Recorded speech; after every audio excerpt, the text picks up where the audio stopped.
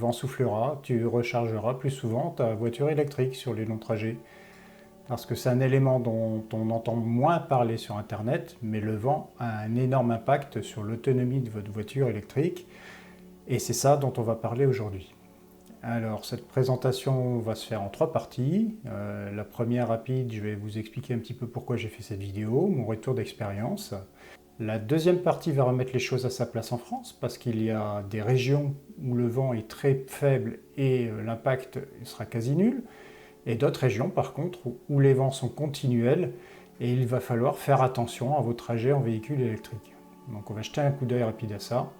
Et enfin, la troisième grosse partie va concerner un comparatif des véhicules électriques, vraiment avec un focus sur l'aérodynamique et l'impact du vent sur ces véhicules. Et là, on parlera pas mal de Tesla Model 3, je vous expliquerai pourquoi. Et ensuite, on va passer à un tableau comparatif que vous retrouvez sur un article sur mon blog. Je vais vous mettre le lien dans le descriptif de la vidéo. On va regarder un petit peu dans ce tableau comment se décompose le marché et quels sont les véhicules qui sortent du lot en positif ou en négatif. Mais la raison première de cette vidéo, c'est un retour d'expérience de ma part sur des longs trajets entre la Bretagne et le nord de la France. Donc le trajet que je fais assez souvent, c'est un départ aux alentours de Rennes jusque le nord de la France, Dunkerque, et puis un retour suivant ce même trajet.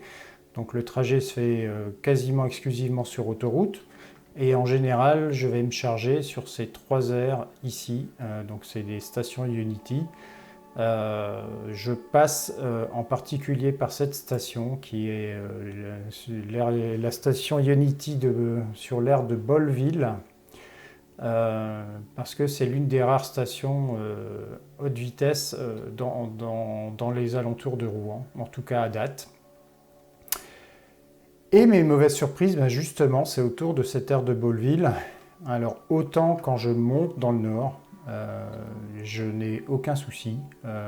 J'effectue les trajets à peu près suivant les conseils de ABRP que vous voyez ici. Donc tout se passe en général plutôt bien. Par contre, au retour, là, ça peut être assez catastrophique. Et par 2 fois, j'ai eu une mauvaise aventure aux alentours de Bolleville. C'est-à-dire que comme tout le monde, je pense, je ne charge pas même à 80% de ma batterie. J'essaie de limiter le niveau de charge de ma batterie pour arriver à peu près à la station de charge aux alentours de 10%. Et pour ça, je vais utiliser ABRP ou ChargeMap pour estimer ma consommation.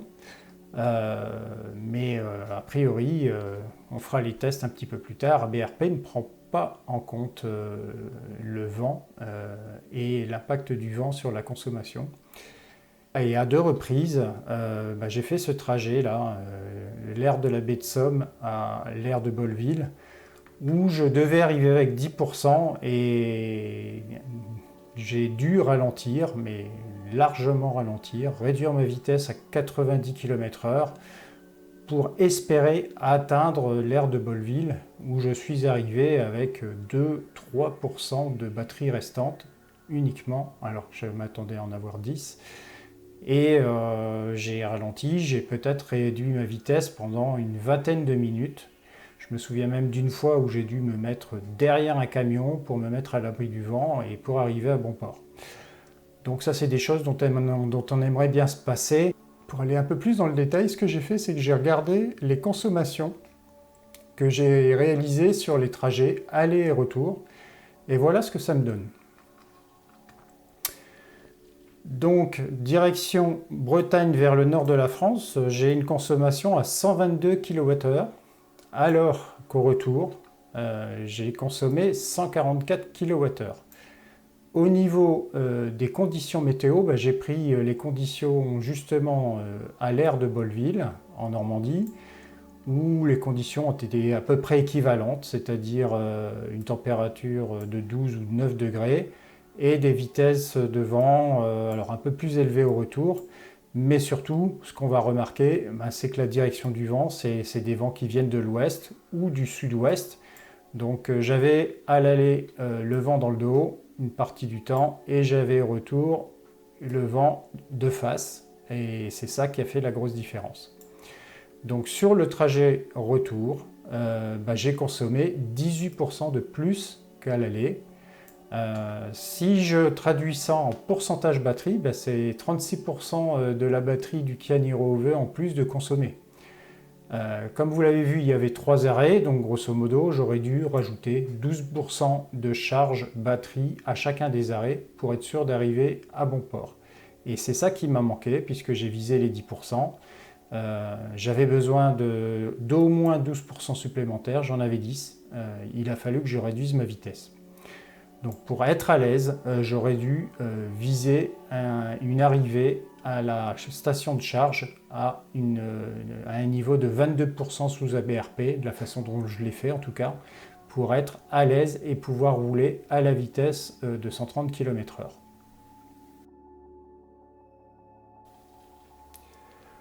On n'est pas tous égaux en France au niveau du vent, hein. Il y a des régions qui sont beaucoup plus venteuses que d'autres, et ça on le voit sur des cartes qui sont faites par Météo France.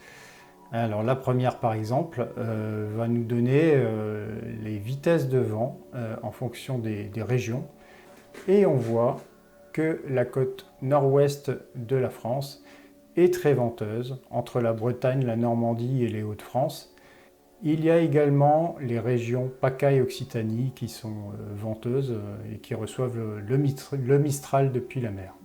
On peut regarder aussi les directions proéminentes de ces vents. Donc ça c'est notre carte, la rose des vents, et on peut voir que sur la côte nord-ouest, les vents proéminents viennent du sud-ouest et vont donc longer toute la côte de la Manche. Côté sud, PACA et Occitanie, on sait que c'est le Mistral, donc celui-ci vient de la mer et va remonter par l'embouchure du Rhône en direction de Lyon. Donc écoutez, si vous habitez dans ces régions assez venteuses ou si vous y passez régulièrement comme moi, il va falloir y faire attention, il va falloir adapter sa vitesse ou adapter ses charges. Parlons maintenant de l'impact du vent sur les différents véhicules électriques qui existent sur le marché. Alors quand on va parler maintenant vent, on va parler des vents qui sont générés par le déplacement de la voiture. Donc une voiture qui roule à 130 km/h va générer un vent de 130 km/h, mais également le vent qui vient de la météo, le vent météorologique. Chez les constructeurs, le plus souvent, on va retrouver une valeur qui est mise en avant, c'est le CX. Qu'est-ce que c'est que ce CX? Ça représente grossièrement les efforts qui ont été déployés par les ingénieurs pour que la carrosserie laisse glisser l'air en générant un minimum de force de frottement. Mais en fait, c'est pas cette valeur-là qui va nous intéresser dans notre cas, c'est le SCX qui va nous intéresser. Et cette valeur-là, elle est moins documentée par les constructeurs en général. Ce SCX, en fait, il est calculé sur base de la valeur CX qu'on va multiplier par la surface frontale du véhicule. Et c'est comme ça que sur le marché, on a des véhicules qui ont des CX qui sont équivalents, mais qui n'auront pas du tout la même façon de réagir en face du vent.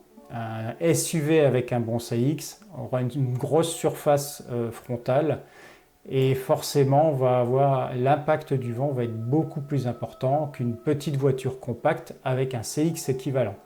Donc il faut vraiment qu'on réfléchisse en SCX dans la suite de nos échanges, et on va mettre de côté le CX. Alors, une fois qu'on connaît le SCX d'un véhicule, on peut assez facilement calculer l'énergie qui sera consommée pour lutter contre le vent. Donc la force qui va être générée, elle suit cette règle-là. Et comme vous pouvez le voir, la vitesse du vent est mise au carré, ce qui va nous générer des courbes comme ça. Donc qu'est-ce que représente cette courbe? C'est que l'énergie consommée, ce n'est pas une droite, c'est quelque chose qui augmente très rapidement en fonction de la vitesse du vent. Et pour donner un exemple, l'énergie consommée pour lutter contre le vent à 130 km/h, ce sera x4 par rapport à la vitesse, l'énergie consommée si on roule à la moitié, à 65 km/h. Sur la base de SCX, donc, on va évaluer les différents véhicules du marché. Je vais simplement, moi, estimer des autonomies sur base de l'énergie pour lutter contre le vent. Mais on le sait, le véhicule consomme également de l'énergie pour d'autres choses. Il y a des notions de rendement au niveau des moteurs, il y a des notions d'énergie dissipée dans tous les accessoires du véhicule. Donc là, ce n'est pas l'objet de cette présentation. Donc pour faire cette comparaison, on va déjà regarder un petit peu la Tesla Model 3 comme référence. Pourquoi? Parce que c'est l'un des modèles de grande série qui est très performante dans le domaine de l'aérodynamique, puisqu'elle a un SCX de 0,52. Donc on va voir un petit peu ce que ça donne par rapport aux autres véhicules après. Mais c'est très bon. Également, c'est un véhicule où on peut retrouver beaucoup d'informations techniques sur Internet, donc on peut assez facilement réaliser des analyses. Et en particulier, j'ai trouvé un site internet américain là, qui va nous permettre de calculer des autonomies suivant différents paramètres, et en particulier les vitesses de vent et les vitesses. Ce simulateur, qu'est-ce qu'il va nous donner? Il va nous donner une autonomie de 254 km pour la Tesla Model 3 Standard Range lorsqu'on roule à 130 km/h. Et comme vous le voyez, l'impact de la vitesse du véhicule est important, puisque si on descend simplement de 10 km/h la vitesse du véhicule, on rajoute 30 km d'autonomie, donc on rajoute 10% d'autonomie. Donc on est pour la Tesla Model 3 à peu près à des niveaux de consommation on va dire de 20 kW à 130 km/h. Maintenant, si on regarde l'impact du vent sur l'autonomie, donc on peut rajouter du vent dans le simulateur. On ne peut pas dépasser 20 km/h, mais ça donne déjà un bel aperçu de ce qui va se passer. Eh bien écoutez, si on met 20 km/h en vent de face sur une Tesla Model 3 Standard Range, on va réduire l'autonomie de 254 km à 182 km. Donc on enlève 70 km d'autonomie.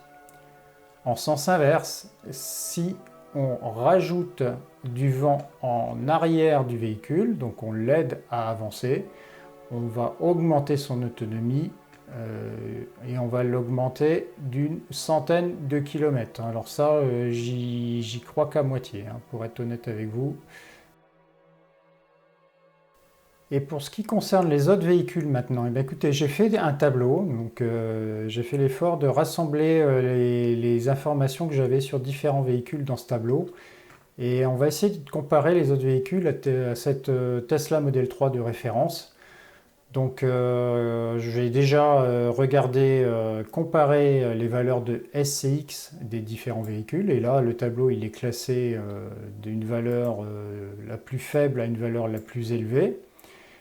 Mais bon, un SCX, ça ne veut pas dire grand-chose à grand monde, donc j'ai essayé de trouver quelque chose qui parle à une majorité d'entre nous, et j'ai traduit ça en vitesse équivalente. Donc une Tesla Model 3 qui a un SCX de 0,52 et une batterie de 57 kW, elle peut faire un certain nombre de kilomètres au niveau de ses performances aérodynamiques. Eh bien, pour une voiture qui est moins performante en aérodynamique, qui a éventuellement une batterie plus petite, quelle serait la vitesse auquel ce véhicule doit rouler pour égaler l'autonomie de la Tesla Model 3. Donc ça, on va retrouver ça dans cette colonne-là, où on va avoir un équivalent km/h pour les autres véhicules comparé à la Tesla Model 3. Et une vitesse, ça ne dit pas tout non plus. Par contre, ce qu'on sait, c'est que réduire sa vitesse, c'est augmenter les temps de trajet. Donc j'ai remis à côté ce que ça impliquait en augmentation de temps de trajet.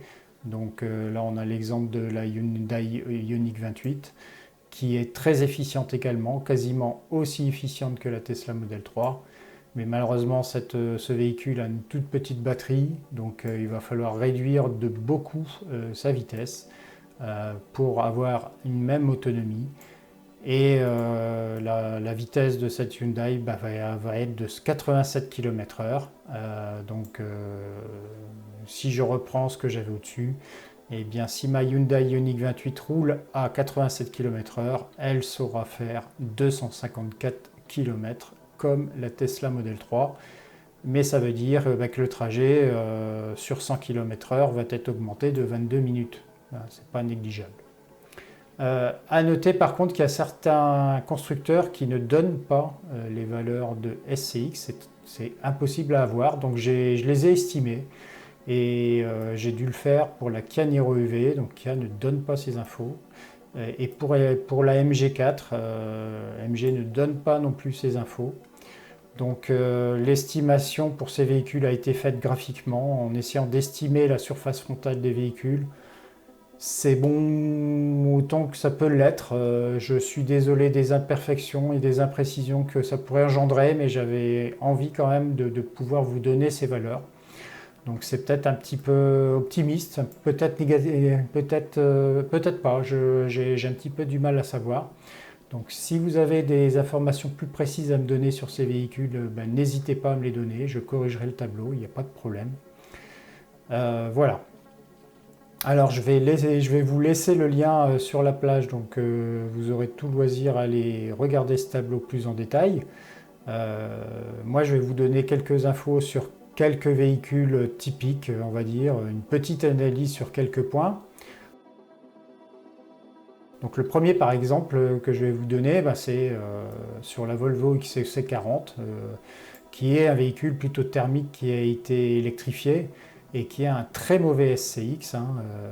Donc en fait, ce véhicule a été équipé d'une grosse batterie de plus de 60 kWh, 65 kWh pour être précis, mais avec son SCX classé parmi les plus mauvais de 0,86, eh bien, ce véhicule va devoir ralentir par rapport à une Tesla Model 3 à 111 km/h au lieu de 130 pour égaler l'autonomie de la Tesla Model 3. Donc 111 km/h, ça veut dire augmenter le trajet de 8 minutes tous les 100 km. On a le même phénomène avec l'ID Buzz, qui est un gros véhicule. Ce véhicule a un CX qui est correct, un CX équivalent à un Kia Niro EV ou une Megane E-Tech de 0,29. Mais sa surface frontale est très importante, donc ce qui fait que le SCX il est égal à 0,93, c'est le véhicule le plus mal classé du tableau. Et même si ce véhicule a une très grosse batterie de 77 kWh, l'ID Buzz va devoir ralentir à 116 km/h pour égaler l'autonomie d'une Tesla Model 3. Un autre comparatif intéressant, c'est entre l'ID3 et l'ID4 de Volkswagen. Donc ce sont des véhicules qui ne sont pas du tout dans la même gamme. L'ID3 est un véhicule compact, l'ID4 est un véhicule de type SUV. L'ID3 a une petite batterie de 58 kWh, équivalent à une Tesla Model 3, et l'ID4 a une grosse batterie de 77 kWh au minimum. Et pourtant, ces deux véhicules, lorsqu'ils vont rouler à 130 km/h, auront les mêmes performances. Parce que l'ID3 a un très bon SCX, alors que l'ID4 a une surface frontale très importante. Ces deux véhicules vont rouler à des vitesses à peu près équivalentes sur autoroute pour égaler une Tesla Model 3, alors que l'ID4 a une batterie bien plus grosse. Je voulais également discuter de la Model Y. Il ne faut pas oublier que le Model Y, c'est également un SUV, donc c'est un véhicule qui est assez imposant. Et ses performances du coup à haute vitesse sur autoroute ne vont pas égaler et de loin le Model 3. Il va falloir réduire sa vitesse à 115 km/h au lieu de 130 pour égaler l'autonomie de la Tesla Model 3. Tous les véhicules ne sont pas présents dans ce tableau. Je compte un petit peu sur vous pour m'aider pour le remplir. Il peut aussi y avoir des erreurs dans ce tableau, donc de la même façon, laissez-moi un commentaire sur l'article du blog et puis je corrigerai ça. Je vous souhaite une bonne soirée et à bientôt.